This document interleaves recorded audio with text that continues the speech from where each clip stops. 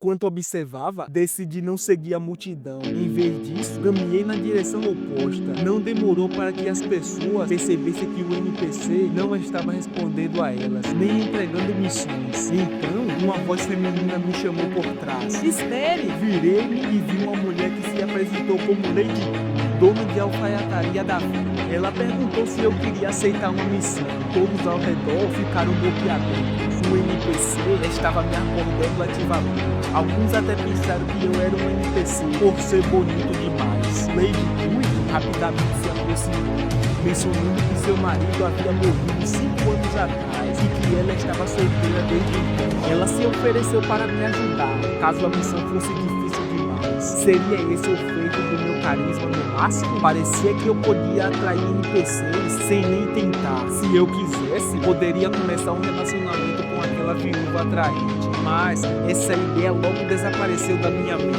Apesar da empolgação dela, recusei educadamente, dizendo que tinha assuntos importantes a resolver e que voltaria outro dia para pegar a missão. Ela pareceu um pouco decepcionada, mas não insistiu. Outros jogadores, no entanto, ficaram ainda mais invejosos. Agora eu precisava encontrar um certo lugar na fila dos iniciantes. Logo localizei a loja do ferreiro. Ao me aproximar, um jogador me informou que havia um ferreiro lá dentro que não dizia uma palavra. Juntei as mãos em agradecimento e disse que estava apenas olhando. Lá dentro, vários jogadores tentaram conversar com o ferreiro. Um homem robusto que martelava uma arma inacabada. Sem obter reações, desistiram e saíram. Por que só não toma forma alguma? O ferreiro murmurava para si mesmo. Aproximei-me e olhei para a forja abaixo, sem dizer nada. Peguei o fogo e comecei a bobear. As chamas rugiram e a temperatura subiu. Eu sabia que esse ferreiro era o NPC-chave da vida dos iniciantes. Sim, a temperatura estava baixa. O fogo não estava forte. Disse ele, continuando a martelar. Não tocamos mais palavras. E ele martelava. Eu bombeava o fogo. Quando a fumaça se dissipou, o ferreiro ergueu um cantinho de ar, agora formada. Finalmente está pronta. Ele se virou para me agradecer, explicando que seu aprendiz estava ausente e não havia ninguém para manter o fogo aceso. Então, apontou para a arma atrás dele. Escolha uma dessas armas. Você pode pegar emprestada por um dia, mas deve devolvê-la depois. Enquanto outros jogadores podiam achar essa recompensa mesquinha, eu sabia que os verdadeiros benefícios ainda estavam por vir. Escolhi uma simples espada de ferro. O ferreiro riu alto e disse que se eu conseguisse trazer 10 pares de presas venenosas da cobra do bambu em um dia, ele me daria uma oportunidade especial. Depois de aceitar a missão, saí da loja do ferreiro com a arma na mão. Outros jogadores ficaram visivelmente surpresos. Muitos se perguntaram como eu consegui a espada. Apontei para a loja e disse: o ferreiro se emociona fácil. Basta cantar uma música para tocar o coração dele, que você consegue uma arma também. Muitos acreditaram, correram para mim, começando a cantar uma música de amor para o ferreiro. Eu sozinho continuei meu dia. Enquanto isso, o ferreiro tremia no fio.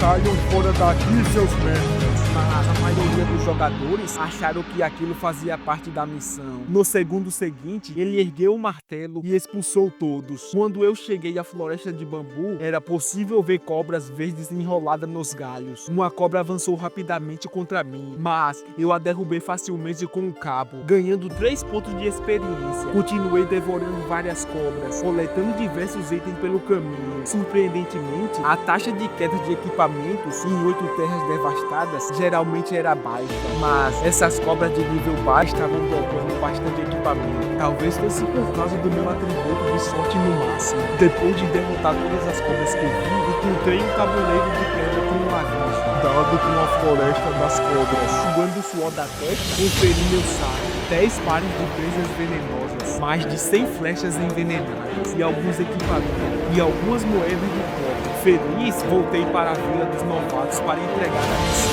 Peguei as 10 presas ao ferreiro, as conferiu e as sentiu satisfeito. Obrigado, disse ele, e me entregou uma carta. Esta é a oportunidade que todos. Segunda carta com a palavra espada escrito. Percebi que era meu ingresso para entrar na seita da espada. Curioso, perguntei ao ferreiro se mais alguém tinha recebido aquela missão. Ele respondeu que até o breve momento ele era o único. Fiquei satisfeito. estava à frente dos outros jogadores. Antes de ir para a cerca da espada, fui ao movimentado mercado da vida dos novatos para vender alguns equipamentos. Vendo a preço de banana. Quer ficar mais forte? Precisa de algum equipamento? O primeiro arco da Cobra Azul do servidor está em leilão. Quem der o maior lance leva. Compra logo que eu quero me casar na vida real. Uma multidão se reuniu e os lances subiram rapidamente, chegando a 18.800. De repente, uma voz feminina gritou: "Dão 50 mil!" Todos se viraram para ver o grupo de jogadores se aproximando, ignorando os outros. A mulher veio até mim e disse que podia pagar em dinheiro vivo ou transferir online. Eu sorri de canto, achei o preço bom, estava prestes a aceitar, quando o homem deu um lance. Eu dou 60 mil. Aquele homem era o Wang Jinga, líder da Guilda Millennium. Ele tinha percebido que eu estava conseguindo equipamento cedo e ele queria me recrutar, pensando que eu era algum jogador de alto nível. Reconheceram a guilda e ficaram impressionados. Eu cumprimentei ele educadamente, mas lembrei que em minha vida anterior, quando cheguei ao top 10 de ranking, eles também tentaram me recrutar. Eu recusei. Desde então, Wang Jing guardava rancor, achando que eu estava realmente vendendo o arco para pagar um casamento. Ele até se ofereceu para cobrir todos os custos do casamento. Eu recusei educadamente, mas, mesmo assim, ele não se irritou e disse que me admirava. Assim que ia pegar o arco das minhas mãos, a mulher aumentou o lance. Dou 70 mil! Os dois quis recuar e logo o preço disparou para 300 mil.